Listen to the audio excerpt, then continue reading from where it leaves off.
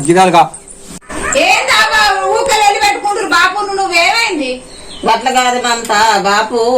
సాయ పెట్టవాలంటే పెద్దది మమ్మతి లేదా అన్న అన్నందుకు అందులో నీ చిన్న బిడ్డ లేదా నీ చిన్న బిడ్డ పెట్టదా పొద్దున్నాక తెల్లందాక పెద్ద పొద్దున కట్ట పెడతాను గోస పెడతాను అని అనేక మాటలు నాకు ఇక మరి బాపు అన్న తప్పేముంది ఇక బాపు అనడా అదేం చేయదు తిరిగి తిరిగి వచ్చింది మనం నిన్న అన్నం గీత అన్నం అండకుంటేనే ఓ చేదేడుచుడు అనడా ఇక అయ్యా బిడ్డ నువ్వు మీరిద్దరు ఒక్కడు పెడతది బాపు ఆగు నువ్వు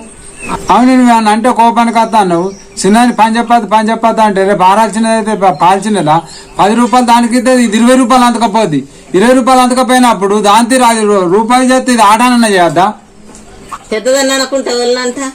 పెద్దదాన్ని చూసి చిన్నది నేర్చుకుంటారా చిన్నదాన్ని చూసి పెద్దది నేర్చుకుంటారా రేపు వాళ్ళ ఇంటికి ఇస్తాము రేపడ పనులు రాకుంటూ ఊకుంటారా 100 మందికి అండి పెట్టాలంటారు అండి పెట్టాలి అండి పెట్టకుంటే అత్త ఎన్ని మాటలు అంటది